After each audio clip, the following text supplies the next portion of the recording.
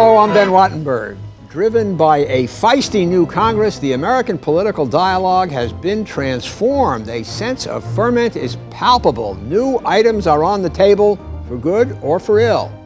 Now, politicians always pledge stark action in the first 100 days. Well, we are now 50 days into a new congressional term, and this time something is going on, changing Republicans, Democrats, and the country.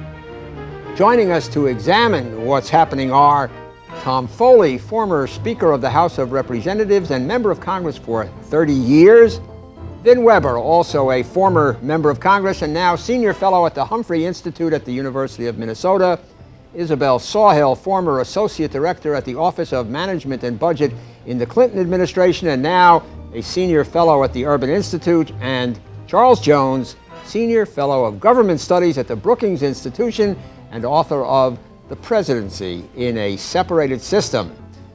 The topic before the House, the first 50 days, this week on Think Tank.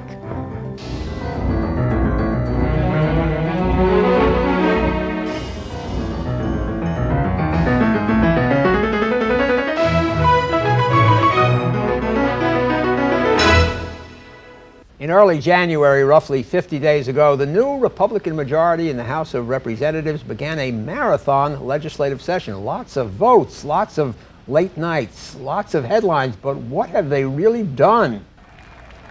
Much of the Republican contract with America deals with process, not policy. So far, the House of Representatives has passed a balanced budget amendment, a line item veto, prohibitions against unfunded mandates, a bill applying all laws to Congress, and has cut congressional committees and committee staffs. But this Congress is also going deep into policy as part of the contract or separate from it. For some examples, remember President Clinton's campaign pledge to end welfare as we know it? That was regarded as radical. 2 years and out, he said. Well, now the debate has gone far beyond that. The Republican plan, for good or for ill, involves eliminating the entitlement status of welfare altogether, ending welfare for unmarried teenage mothers, and sending the whole deal back to the states. The Republican crime bill, for good or for ill, puts thugs in the slammer for more time, even if it might dilute constitutional protections against unreasonable search and seizure. And suddenly, affirmative action on the table and under siege, and Republican presidential candidates are in full throat. Texas Republican Senator Phil Gramm has declared, if I become president, in my first executive order, I will overturn quotas, preferences, and set-asides. What is going on pleases some and outrages others. For example, New York Congressman Charles Rangel said, the assault on affirmative action is a part of a political strategy to attack minorities, the poor, and to allow those people who are frustrated because of lack of financial or security in the United States to scapegoat minorities, immigrants, and poor folks. Tom Foley, what is your interpretation of what is going on up there? Well, first of all, let me make 3 points about the contract with America. First of all, it's a House contract. It's not a Senate contract. The Senate does not engage in any promises of that kind. Secondly, the contract itself was cautioned or conditioned on the sense that it was only an obligation to bring these issues up for a vote. Actually, many of them have come up for votes in the last Congress and the Congress before that. I think there was an implicit theory, though, that somehow the public thought, those of them that knew about the contract before the election, that it meant passing them. Thirdly, I don't think it had very much to do, the contract with America had very much to do with the election result. I don't think most people knew about the contract with America when they voted. So the concept of a mandate, of people having voted for the contract in the last election, I think is specious. However, having said that, I think it's a rather important post-election system of setting a certain number of goals before the Congress, the House in this case, and then engaging the press in sort of ticking them off, how many have been passed and so on. I think the tendency you mentioned, for good or ill, the tendency is not to evaluate them as much as to count them. This is what I think the press does very well. It counts. It does horse races. We're halfway around the track. How many have been passed? But I think the sober analysis is yet to come. Okay, Bell Sawhill. Well, I agree with a lot that Tom has said about this. I think that if you were trying to judge where we were in the horse race, you'd have to say that the supporters of the contract are doing very well right now. They've gotten about 50% of the various items in the contract not only brought to a vote in the House, which is what they promised, but even passed, at least by the House.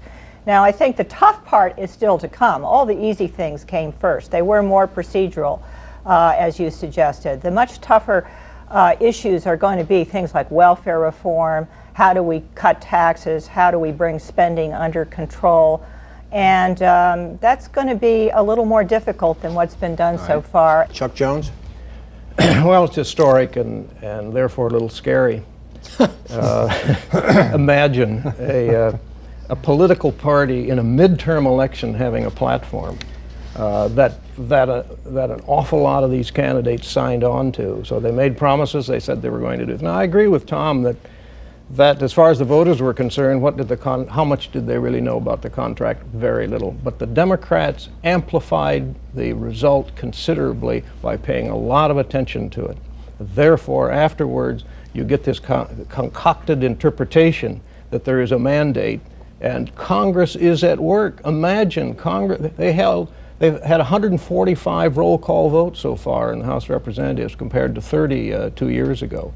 And there's a lot in the pipeline. They've had 143 committee hearings or committee meetings in January alone compared to 30 or so, 39 I think 2 years ago. So the place is busy and there's a lot of attention to what's going on up there. Vin Webber? Ben, the first words out of your mouth in introducing this program were driven by a feisty new Congress. And that's the biggest reality that we ought to at least spend a couple minutes talking about. The Congress, for the first time in my memory, is driving the national agenda, not the president. That's right. And what's more, it's not the entire Congress, it's really the House of Representatives that's driving the national agenda for the first time in a long, long period of time. I agree with Tom Foley's assessment of the contract. I don't think it had much to do with the election. But it's proven to be a brilliant management tool, if you will, in terms of allowing the new House Republican majority to drive that agenda, to change the way the House does business. It's kind of interesting to me. I remember in the early days of the Clinton administration, people said, well, what a mistake he made. He brought up gays in the military and the spending package known as the stimulus package. He should have started with some easier things first and built support. Now that's exactly what the House Republicans have done, and yet Bell and others are saying, well, of course they've started with the easy stuff, the hard stuff is yet to come. That's exactly right, but that's exactly how they should be doing it.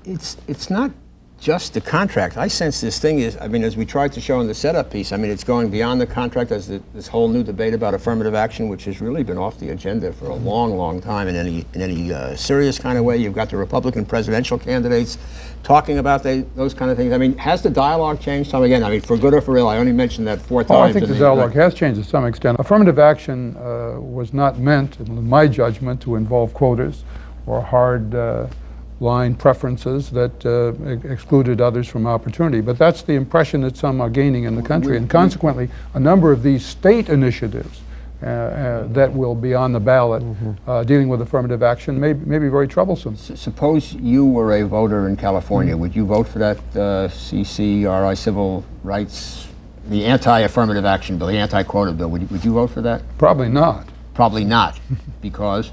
Well, you know, I think that, again, the principle is not a bad one, that you ought to approach hiring and other issues without regard to race, religion, or others. But there's no doubt that this is also designed to cripple or eliminate efforts in what I would call the true affirmative action sense, to encourage participation by what we regard as those who have not had the full opportunity. I'd like to come at that by dealing with the scary part of my original formula.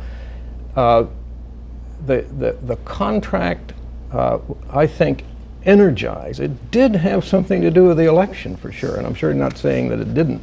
It energized the Republican Party, particularly in the House. And these 73 Republicans who've come are important. They see themselves as important, and they believe that election was about those issues in the contract.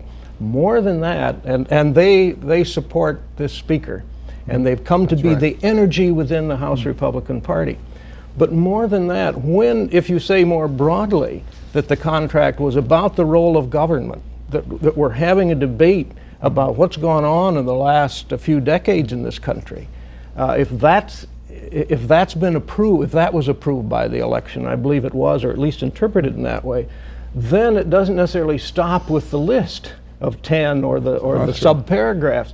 It says, if you get into welfare reform, you don't just stop with one proposal, you go as well to other characteristics of how people are living and what the government's role in relationship. Well, can I say something about the energy? Because I don't think there's any doubt that the energy is there and the momentum from the election. But I think the question we really need to ask is, where is this energy going to take the country? Are the contents of the policies that are being proposed sensible?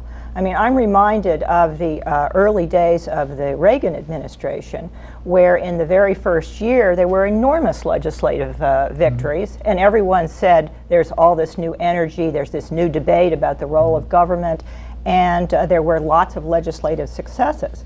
But with sort of 10 years or more of history now to look at this, it seems to me it didn't necessarily take the country in such a good direction. You know, we quadrupled the national debt. Reserving the right to object. Well, yes, but Mr. Speaker. we quadrupled the national debt because we reduced taxes, we increased defense spending, and we did nothing about entitlements. And the result was, red ink as far as you could see. And some of the cutbacks in government programs, of which there were far less, by the way, than people expected and then were promised. I feel compelled to point out we also have the longest period of economic growth in American peacetime history, and we won the Cold War. Well, that was after no a small accomplishments. Very deep recession in the early 80s, in which you had, of course, a good recovery. I think there's some good things about the Reagan years. Inflation was brought under control and so forth. But I certainly don't think any of us should celebrate this enormous buildup in debt.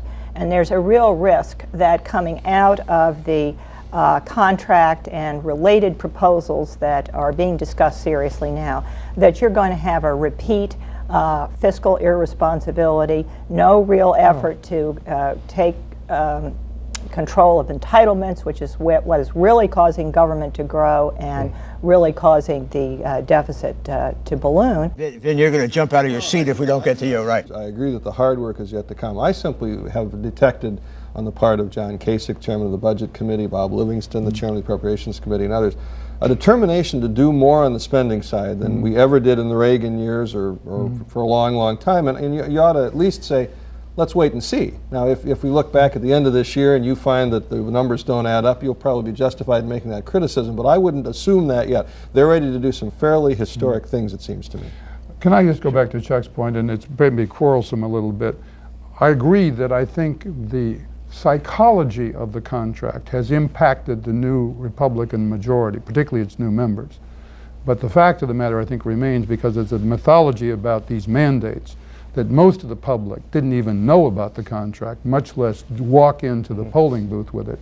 And it's not particularly proud for me to say that it was a rejection of Democrats, I think, rather than a selection of Republicans, which had more to do with the election result. Now, after the election, it is a fact that many of these new Republican members think, or have convinced themselves, that the contract, which many of them sort of reluctantly argued for during the election campaign, has now been the vox populi, the voice of the people, and they're charged with the moral Would you accept the point that was made, I guess, by Chuck or Vin, that this election was really a referendum on the last 20, 30 years of what has been going on about government in this country? And to a degree. I mean, I think it's a number of things. There isn't a simple formula here, but my interpretation of the last year, particularly of the last Congress, was that, and obviously this is a biased view, that many times the Republicans blocked action only to complain about gridlock. And we had situations where we were blamed as a Democratic Congress for not getting things through both houses. Actually, the House passed almost all the president's initiatives with the virtually intact. It was the Senate where the filibuster killed most of these initiatives, and the press reaction was we didn't pass it through the Senate.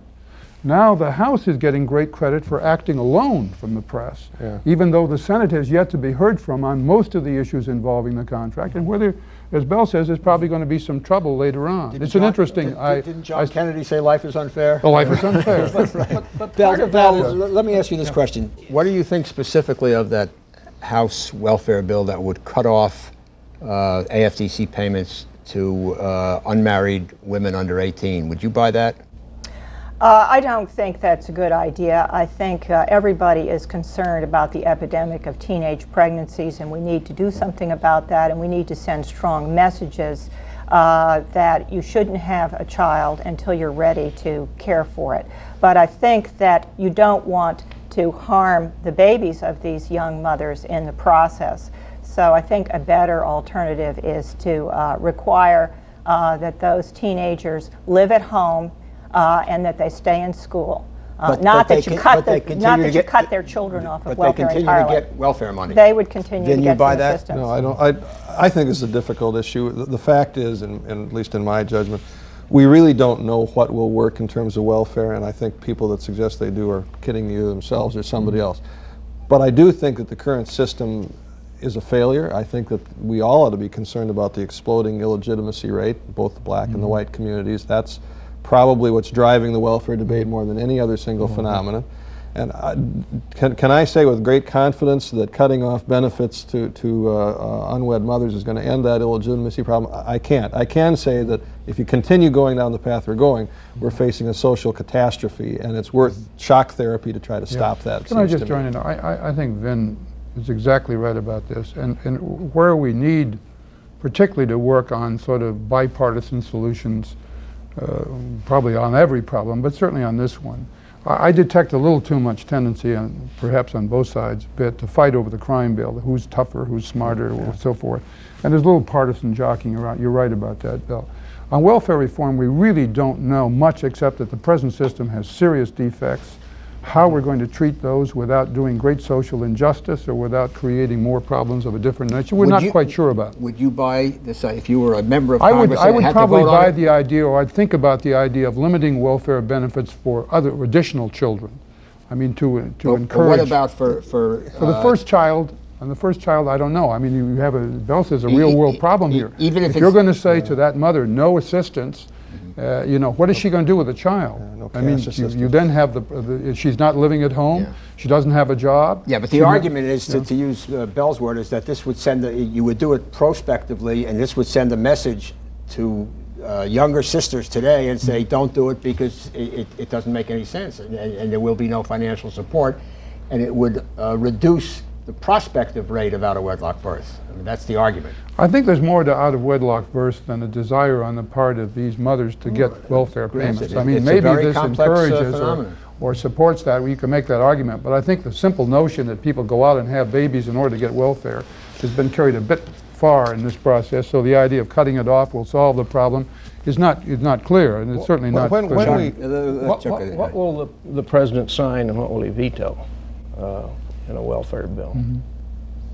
I don't think anybody knows the answer to that question. I think he's... Shouldn't we be getting some clues? Well, I think he's very concerned about the issues we've been discussing.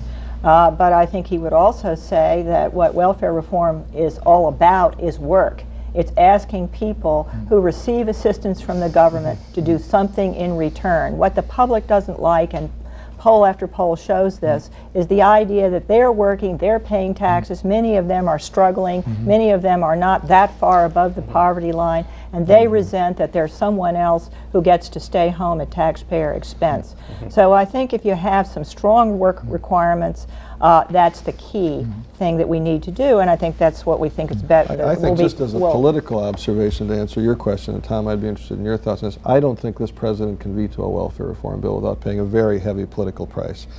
He can fight to change it, he can argue about it, but if the Congress delivers him a significant welfare reform bill, having run as a candidate pledging to reform welfare, making that sort of a centerpiece New Democrat issue, I think that he would veto it at tremendous political peril. The vetoed bill might be, from a political standpoint, the absolutely best thing for the Republicans to have happen. They present a welfare bill, it's veto, they don't override the veto, and then they claim that they would have had the answer to all the welfare problems if the president had only not vetoed it. And what do you do to solve that problem? You get a Republican president who would, Isn't that just what that the would be the public- argument. Isn't that just what the public is hating? Hates. Hates Hates. it. I mean, Yeah, that right, everybody's right, playing right. games and Whoa, whoa, everybody's whoa, whoa, posturing. right, and right. then- Time up. Yeah, go ahead. Let me this is a good illustration, it seems to me. The thing that worries me most about the contract, it's not the list itself, the agenda, which I think is an interesting and good agenda, especially blended with what the president had said originally 2 years ago, what was his agenda. Those are the right matters we're working on.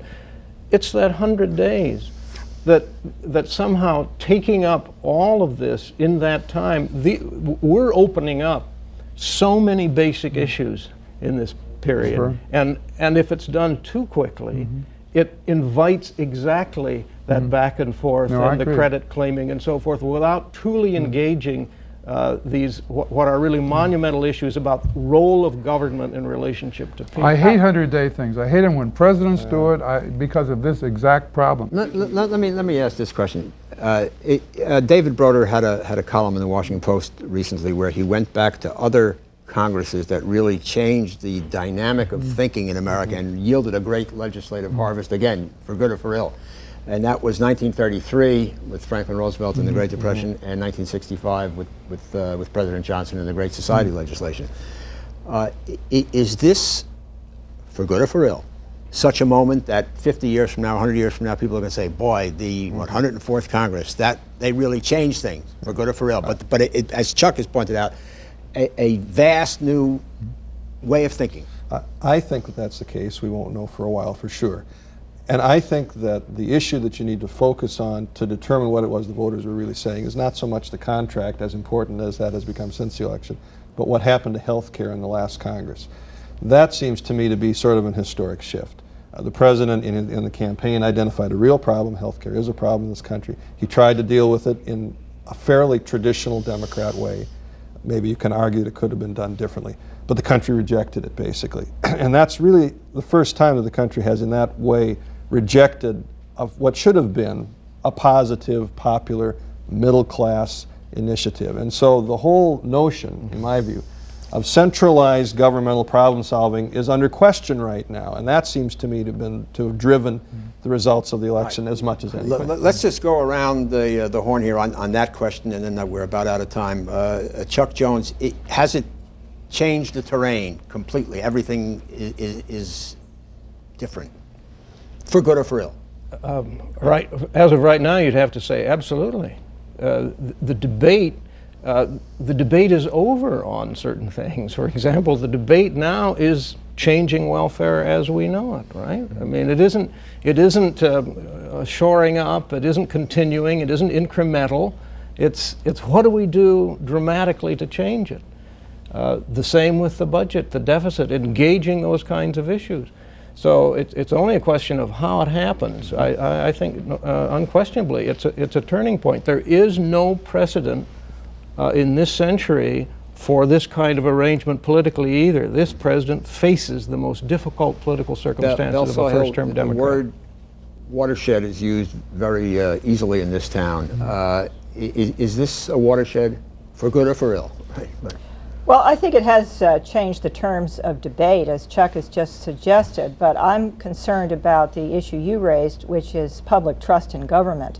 The balanced budget amendment, I think, is just going to lead to more public cynicism about government, because it's really saying all we need to do to balance the budget is to change the Constitution of the United States. That's neither necessary nor sufficient. It's not necessary because we could balance the budget now if we had the political will, and it's not sufficient because once we've done it, there's no guarantee whatsoever that it will lead to the proper results. Tom Foley, Well, whether it's a watershed or not, I think, as Vin says, remains to be seen. But there's a tendency, I'll have to complain about this a little bit, for this new Congress to co-opt some of the things that happened in the last Congress. I mean, it was, after all, President Clinton who talked about ending welfare as we know it. And I think his election probably, more than anything else, created momentum for the change in the welfare system.